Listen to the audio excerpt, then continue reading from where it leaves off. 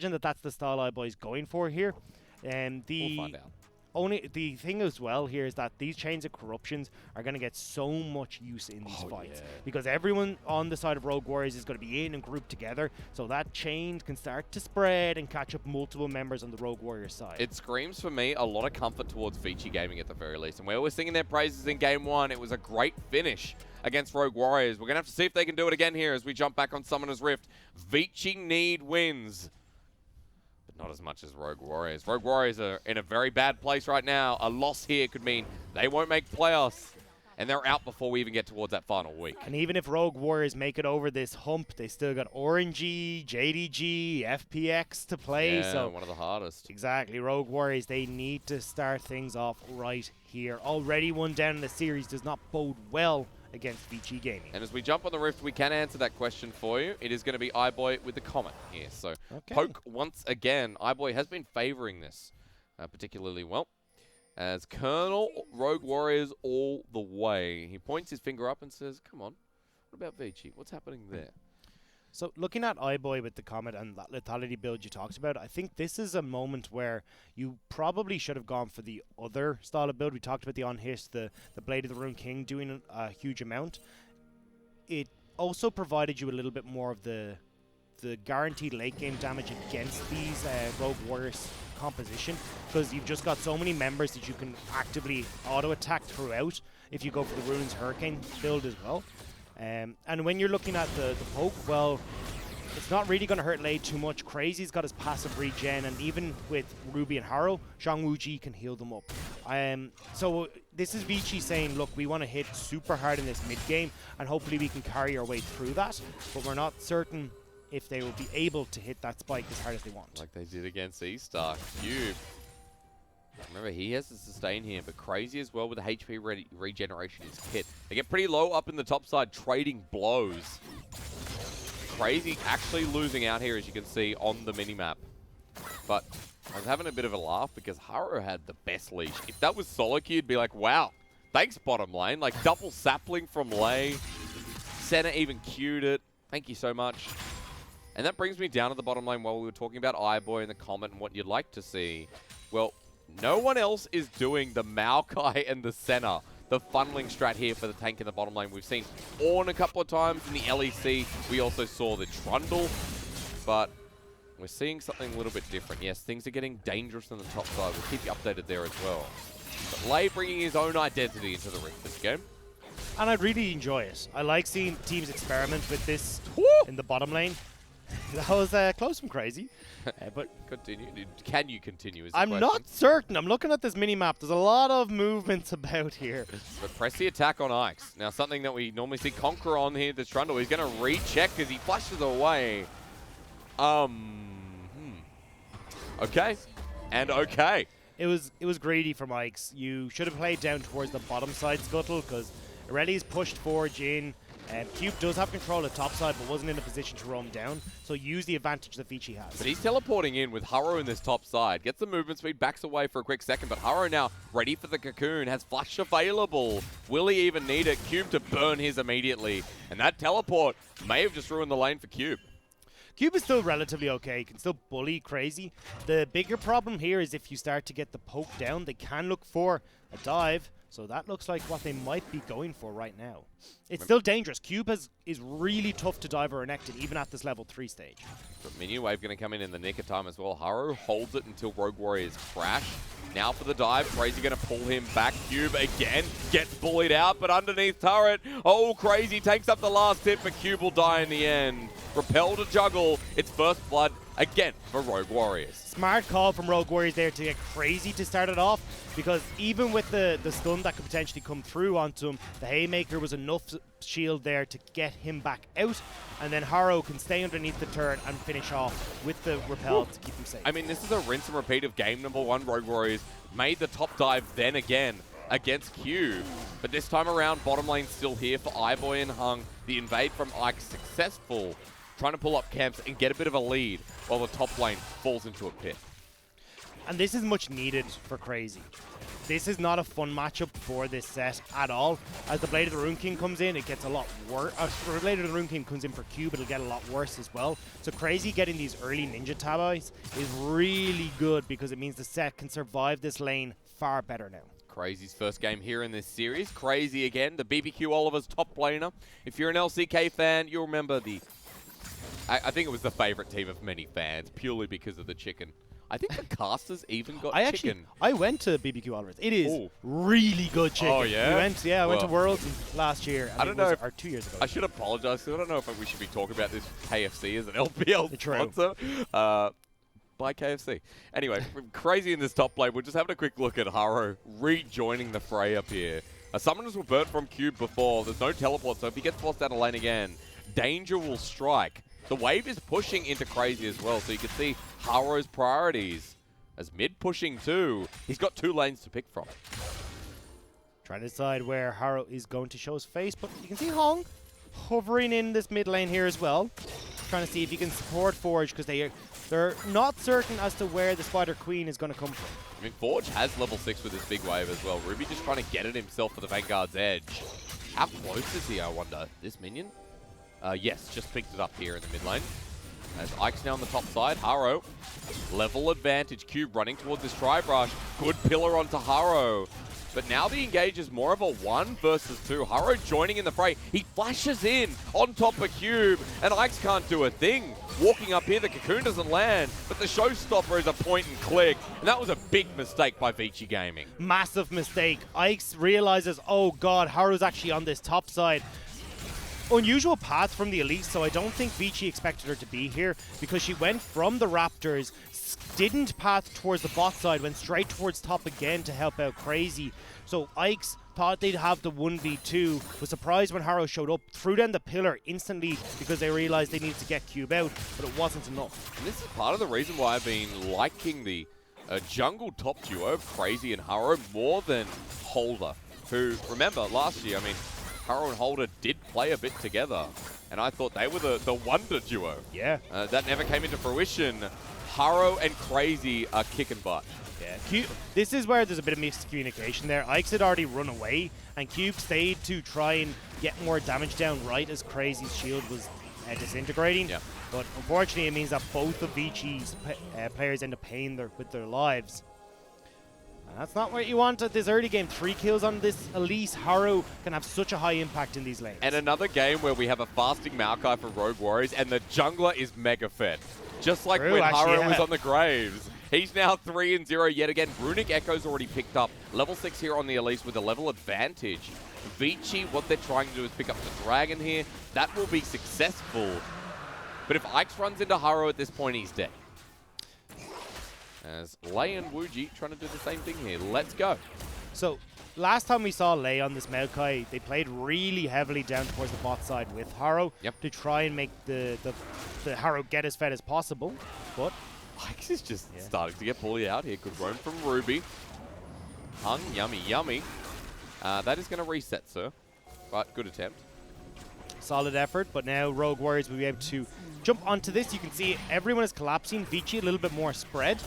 And when you've got a really strong single target CC and damage on the Rogue Warriors side, you don't want to opt into these skirmishes for Vici just yet. So, red buff secured. Haro picks it up here as well. Double buffs available, walking to the mid lane. This guy just doesn't care. So as we said before, we usually see Lei getting the pressure coming in from Haro. True. But when you're up against a Tom Kench, that changes the dynamic a lot. It's a lot more difficult for you to try and make this play in the bottom side happen. So instead, they use Crazy on this top side, and they are looking to make sure Cube does not get anywhere on this Renekton. Right through the blue buff. Their priorities are set here. The Facebreaker kicks it off as well for Crazy. Takes turret. In comes Ruby. Falls to it. Flashed away from the cocoon. Lands though. Nicely done from Rogue Warriors yet again. Haro picks up a kill. He dodges 1 CC. He dodges 2, but there's a third one on the way. And third time's the charm. As this is Cube falling for the 3rd time as well. Last game they hit it with First Blood and then didn't go anywhere from there from Rogue Warriors. This time consistently staying up towards this top side. And now they can start to go towards this Rift Herald as well if they would like. Although Rogue Warriors historically have had some of the worst objective control in the game. They're sitting about 41% to 43% for both Dragon and Rift Herald. So not seeing them go towards this Rift Herald isn't the biggest of surprises for me. Sitting in front of it now, though, pings are going down, so maybe that changes here. Forge is nearby his jungle at the moment. Ike's finally hitting 6, but still that level down to be noted. They're on a ward here for Rogue Warriors too. Senna needs to move over. Cube is in the bottom lane, so he can push in this wave and look to TP, forcing Crazy to miss a lot of this CS if he matches. They're not giving Forge the ulti, but the Nature's Grasp is the one that's going to be stolen away. 2K now, the poke coming through. Lei goes in for the engage, but that is a support technically here for Rogue Warriors. First one to go down. The ultimate will secure here as Ike gets the objective himself. Yeah, that confused me quite a lot as well. Blundered by RW. Ooh, that was not the play. Vici get the poke in the early game onto the Maokai, forces the panic engage from Lei. And again, we're seeing Lei, the engages haven't been that strong. iBoy made it, the Maokai, being honest, man, and he goes down. So, a lot of questions to be asked. I know we'll get another look at that one, but after all that pressure towards the top side, Vici are even in gold again, and they have a Rift Herald. And the problem there was that Crazy couldn't join in the fight. Crazy did have the teleport, but as we said, Cube had pushed in that wave super aggressively on the bottom side, so Crazy would have lost a bunch of CS and experience, and potentially the tower to Cube if he didn't stay. Cube gets the teleport off to join in the fight. Now, it doesn't get us any sort of help or able to make a big impact, but still scares Vici, or Rogue Warriors even enough. You see, Lei is already a quarter HP before he goes in. Chains of Corruption onto Haru locks up everyone, and the threat of the 4v5 in this scenario is enough for Vici to win it all. That was the only member with kills and with a bounty on his head, going down to the Lethality Varus too. Umbro Glaive completed for this Lethality Varus as well. So you can see iBoy looking pretty good right now, and we said, hey, Vici want to hit this mid-game hard because otherwise they run the risk of the tanky stats becoming too much for iBoy to deal with. That's not really the issue right now. Chasing after Ruby here in the top lane as well. Morale up here in game 2 for Vici Gaming. While iBoy sits mid, Cube now getting some quality personal time down in the bottom lane. But Haru, you can see, not too much of a threat right now for Ike's. Rift Herald still in hand for the Trundle. So Ike's here can push in this wave with iBoy and toss down the Rift Herald, as we're seeing right now, to put pressure onto the mid. As they roam over, Vici will be able to pick up the Dragon, and it's a hard call for Rogue Warriors. Save these turret plates mid or save the Dragon. And they've started pulling ahead in gold as well. They're going to get so much out of the turret plating mid with everyone now grouping up. That's 3 bits of turret plating shared around. Rift Herald will go down, but the pressure, as you mentioned, gained here. 10 seconds away from the spawn in front of the Dragon. iBoy has teleport backing away, looking for a bit more damage. There's very little vision here for Rogue Warriors right now, though. The flank potential from Forge, from the likes of Cube, is really dangerous. iBoy coming back in. The ult reversed here from Forge. Ruby getting jumped on as well. He's dead immediately. Rogue Warriors caught on out as Lei's ult once again wasted. Dragon will be taken, but you're giving more gold over to this Vici Gaming lineup, and they're not done just yet. The ultimate used here from Hung to catch on up. Forge is angry, but it's just the blue buff to absorb that anger for now. Vici have split up Rogue Warriors, though. Rogue Warriors moving in to see if they can contest the blue. For the flank, it's 3 people here. The showstopper used. Now it's Vici getting turned on. Hung with the grey health. He'll shield up. He'll flash away. The repel down. iBoy pokes him. Chains of Corruption comes through. But I think this Varus has gone a bit too far forward. Crazy running with very fast intent here. Onto the Varus. Face breaker, no. Flash instead. So Vici tried to steal away the blue. iBoy had actually drifted back over towards the mid lane, assuming Rogue Warriors had returned to base. But because iBoy was late, Zhang Wuji is able to lock him up as this Senna, and it's then Vici in an unfair fight as Rogue Warriors quickly dispatch a Forge and the rest of Vici. Now it's time to forget what I said, because Haru once again has a bounty. He's got 6 kills. He got all the kills again, Dagda.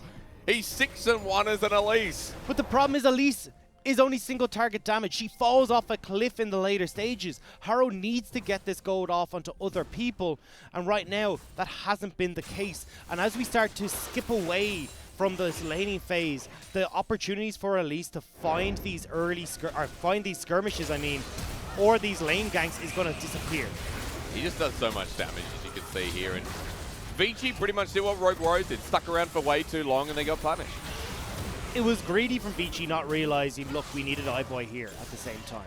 If iBoy had been there with the Chains of Corruption to start things off, that would have been a very different fight. But they end up giving across the kills.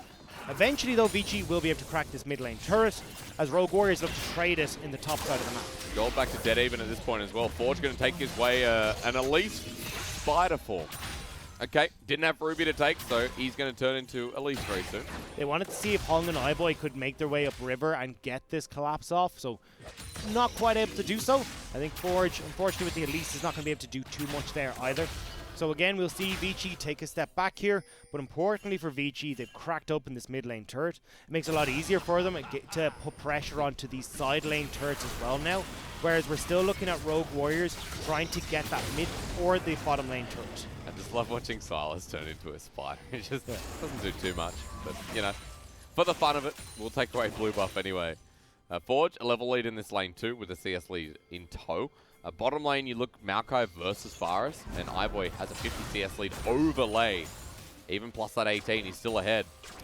And then top lane, Crazy was funneled so many resources earlier in this game. He's got a CS lead, but one that doesn't account for the way this game's going.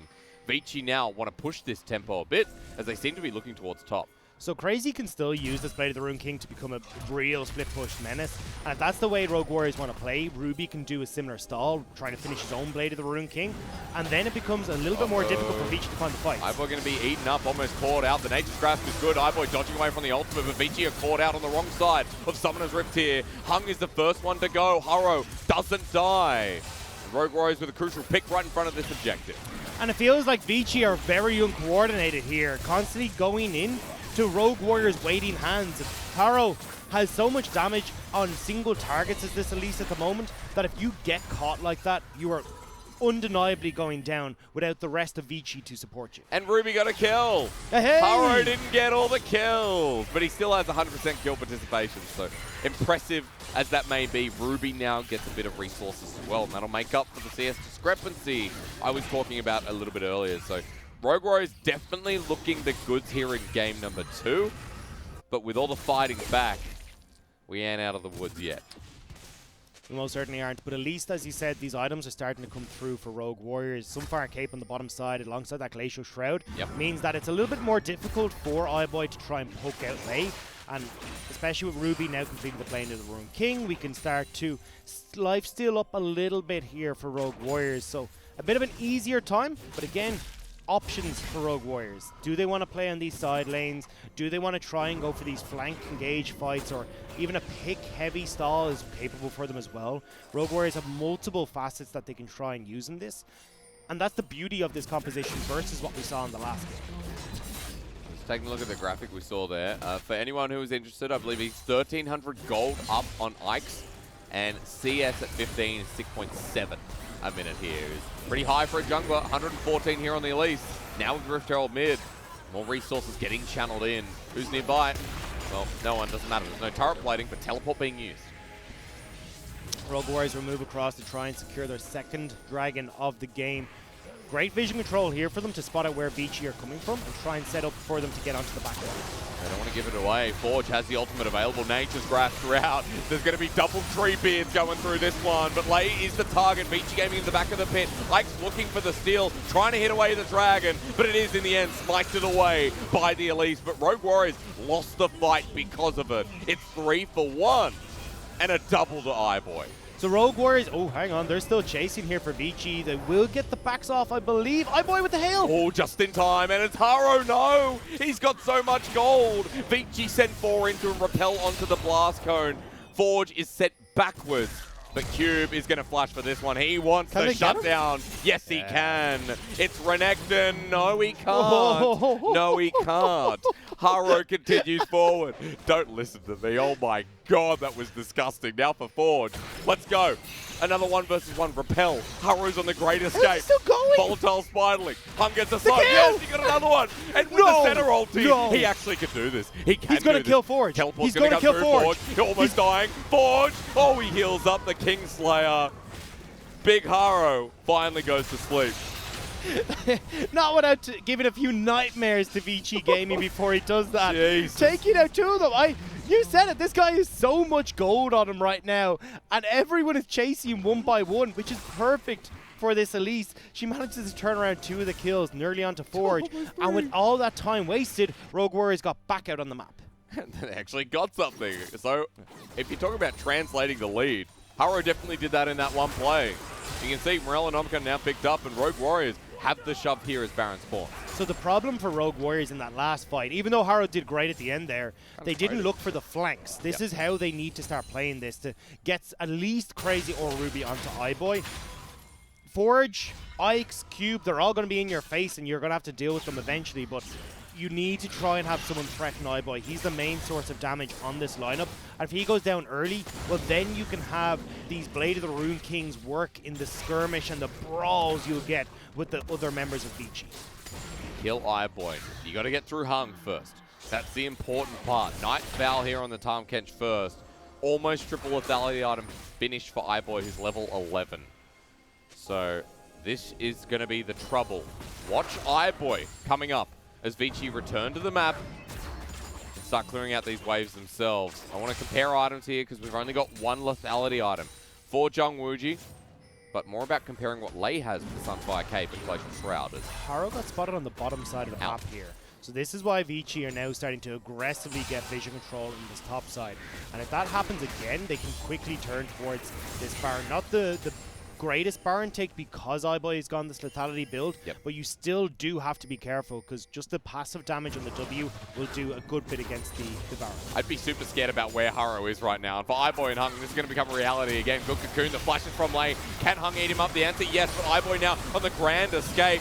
Rogue Warriors are tunneling in. Crazy comes in for the flank as well. iBoy flashes away, but a great Vanguard's edge. Rogue Warriors channel everything in. Forge for the cleanup. He's onto the back line. He may find two, but Cube needs to come in. Dominus versus 3 here as Forge tries to make the escape now, but they're too damn fed. Haro did so much work, and Ruby cleaned up the rest. Rogue Warriors find the engage that they needed. A flank from Haro sets things up, and a great engage from Lei to boot. And now Rogue Warriors can look to take down this mid lane turret.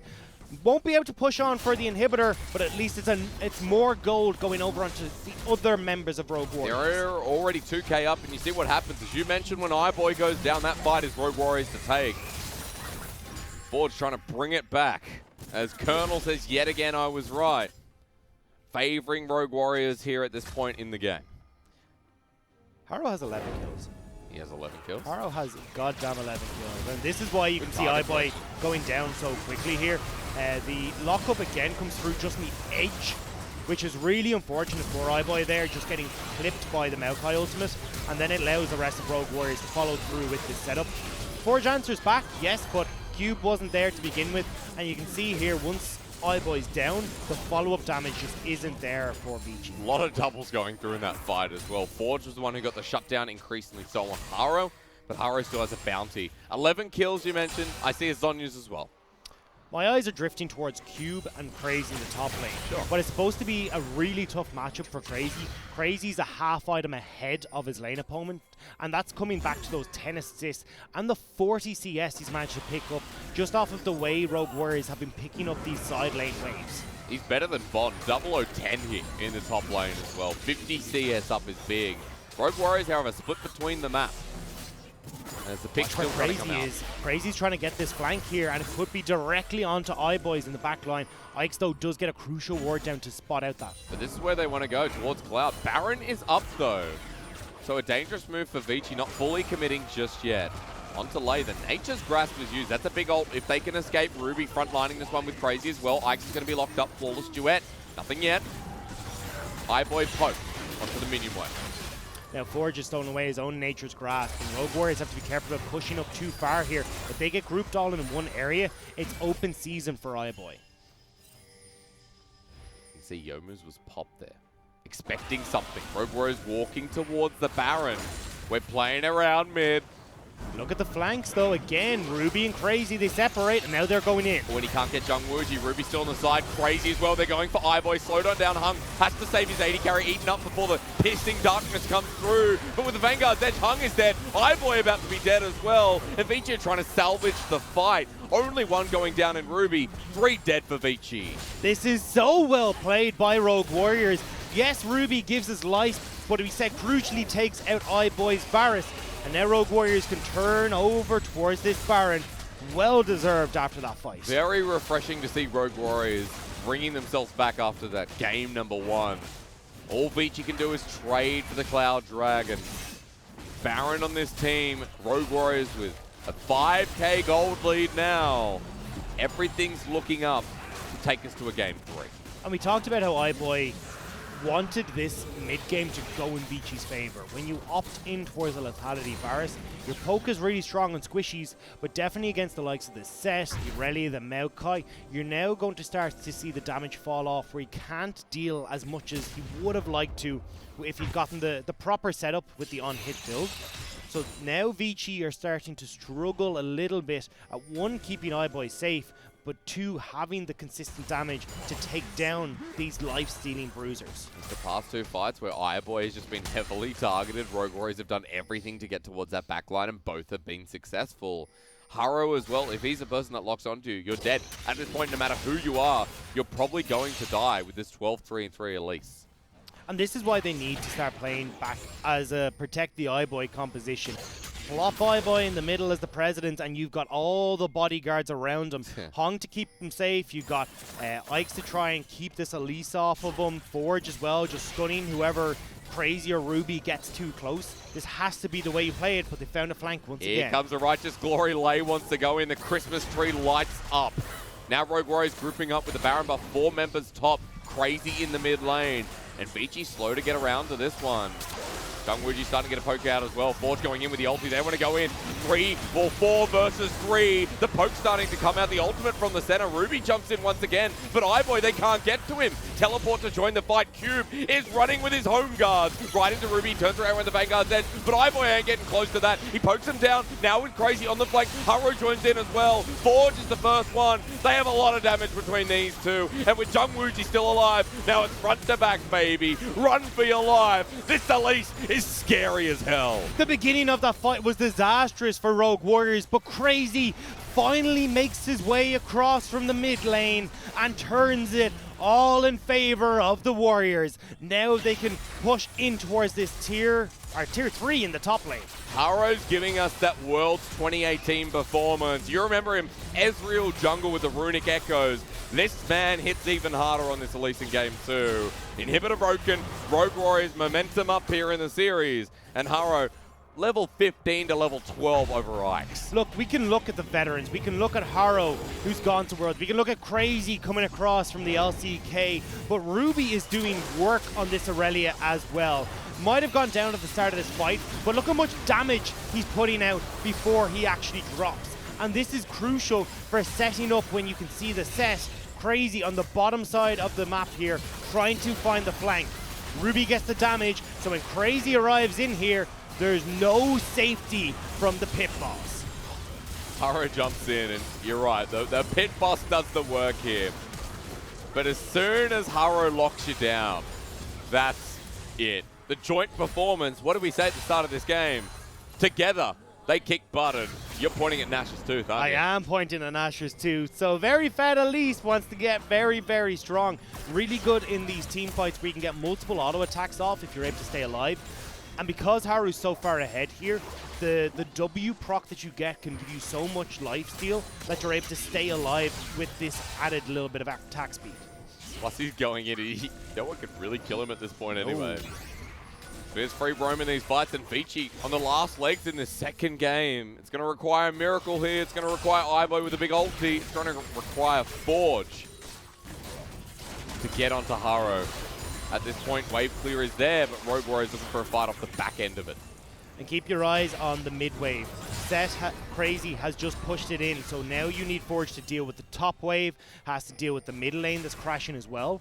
So it means Crazy can move over here and support this 5-man unit of Rogue Warriors. You can see Forge is holding mid while the rest of Rogue Warriors are going to commit to this inner right now. Crazy spotted out here at this point. And just backing away is Vici Gaming. And iBoy feeling like a little bit of a lost boy here, because every time he pushes up, there seems to be another stranger in the wings, and he needs to move away from them. This is not where Vici really want to be right now. They'd love to have a strong front line, great setup for iBoy, and Hong only here if one maybe pesky member of Rogue Warriors manages to get through onto the back line. But with Rogue Warriors commanding this lead, having the stronger front line and consistently finding these flanks, iBoy has to play this so safe. Every single member will collect his head. Everyone has CC on this team. And Hung only has one Devour. QSS not picked up here. It's another lethality item on the way. iBoy is all inning here. As Rogue Warriors on their third Cloud Dragon will get it for free. But Baron, that's the big ticket item on the menu in 45 seconds that they have their eyes on. Fortunately, Ikes wasn't able to complete his item on that back, so now sitting only with the Giant's Belt and the Warden's Mail won't have as much as he would like in this team fight. Now, Vici still need to find a way to get into this pit. At this point, Rogue Warriors, they're the boys. Because Yeah. at this point, it's been hard to talk about Rogue Warriors after the last series. When they were versing top esports, they looked good. Game 3, they fell off a cliff. And I don't know what happened. This game is looking like the best form of Rogue Warriors we have seen so far. Haro was so close to getting that just because of his damage, but it's big moments like this that you have to talk them up. This is what annoys me about Rogue Warriors, though, is that you can see this level of play come out for them. They look stellar, but other times it falls short. This time, though, you're right, Hysteric. Standing up, being accounted for, and finding Forge. And Forge is in so much trouble. The Showstopper comes through. He's going to take the Vanguard's edge, but he goes golden in the nick of time. Ultimate will come out, but it's too late. Vici without their mid laner in a 4 versus 5 for 45 seconds. And now you got a double Blade of the Rune King to work through this Baron. There's no way Vici can try and get in here. Rogue Warriors have operated so well with this composition that they picked up. Clean game to take us to a game 3 at this point. Again, we say, this is what it feels like here for Rogue Warriors. But they've done it. And with the Baron buff now, dotting the I's, crossing the T's for the next 3 minutes. Breaking more of that base down with the open inhibitor still top. Rogue Warriors are in command.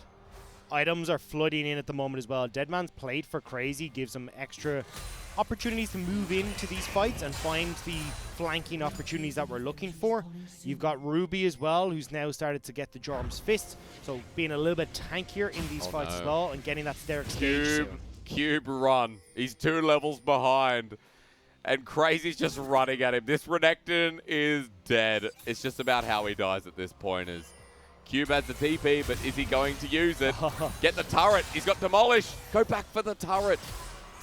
That's not the big brain move, I don't think. Goodbye, Cube. And that further affirms that this game is going the distance. Now we got a long death time. And Rogue Warriors are starting to get these waves in order as well. You can see Forge, though, is doing a good job of pushing out this top side, so the pressure on that top lane inhibitor is not going to be as high. And here in the bottom lane, though, Rogue Warriors are going to try and answer for Forge's push. So while it's an 8k gold lead, again, I feel like it's worth saying that if Vici could ever come back into this game, well, iBoy needs to live first. Hung's going to spit him back out. He needs a big Chains of Corruption. And Rogue Warriors need to overstep. And there you can see iBoy's damage, even at 5 items, just isn't really tickling Rogue Warriors. And the healing from Zhang Wuji is just dotting that across. Vici on their last legs with 2 inhibitors now broken. Top available for Rogue Warriors. A minute 15 left of this Baron. Chance of them ending the game with this buff pretty high at this point. Taro needs to be careful. He's getting poked out quite a bit here. Nature's Grass taken from Forge. That'll get one. They turn onto Ruby. Good target selection here for Vici, but now for the turnaround. Ruby's going to go for Forge in the one-on-one with the face stopper. The face breaker, rather. Going to bring in Ikes. Here comes the showstopper from Crazy as well. And iBoy poked on down by Zhang Wuji as Forge looks for the re-engage. You'll find the AD carry But I think at this point, it's too far gone. Rogue Warriors have the wave coming in. Rogue Warriors will be able to pick up the victory here. Well earned with this composition. And this is the Rogue Warriors we wanted to see coming into this series. Well, the Rogue Warriors to hold themselves in this tournament. Let's see, because they've got a bit deep under the turret here. The poke does come through from iBoy, and they do find Ruby through the mid lane. Even with Baron, I don't think they can end here, Dagda. They've got a bit too far forward. They didn't wait for the wave, but Haro turns around and does it again. Maybe not. Here comes another one. Creeps are trying to take down this last Nexus turret, but you can see with Ikes and Cube up in just a few seconds, they're going to back away. 30 seconds until that Cloud Dragon is up. They really want to back and secure that one for themselves. It just feels like at this point we're going to wait that extra 5 minutes just to get the decider here. But Vici, you got to say, they do manage to defend for what it is worth for everyone out there. And Haro gets another kill. That's important with Pat and the KDA. 15, 3, and 5. He has a needlessly large rod in his inventory. I'm wondering, because he's backing now. I feel like it's Rabadon. I want to see. Rabadon, it has to be, surely. There we go. Yeah, there we go. I mean, you're 15, 3, and 5. How could you not be full build at this stage for Haro? So there it is, the Rabadon's death cap to round out that very damage-heavy Elise build. This is something we usually don't get to see from Elise, because if you look at where junglers are supposed to be, it's like with the likes of Ikes on that level 14, level 15 mark. Haro, level 18, full build. This is Rogue Warriors jungler once again trying to be the carry on this squad. I mean, this game he is the carry because he's ahead of his mid laner in the build as well, ahead of his top laner, ahead of the 80 carry. He's 2 levels ahead of Ruby. Haro is so goddamn strong. I mean, Haro is 70 CS over, or 60 CS over this jungler. And Rogue Warriors before, they may have botched the end, but they're still running down here. I don't care. This is great. They're going to finish here. They're going to pull in Ikes. It's the last fight here. Ikes gets burnt down yet again. The Chains of Corruption doesn't land from iBoy. And that should be it. The key ultimate down. Minions coming in. Nature's Grasp going to be reversed around. Force doesn't get the engagement. Just gone deducted. And there's the real Lei ult. There's the showstopper on top of Hung. Onto the backline. Lei finds himself yet again. Haro, this at least has scaled into the late game. Will go golden in front of the Nexus itself. And now, bear and all, we have that game 3 we've been waiting for. That Rogue Warrior secured many minutes ago. The distance made here by RW.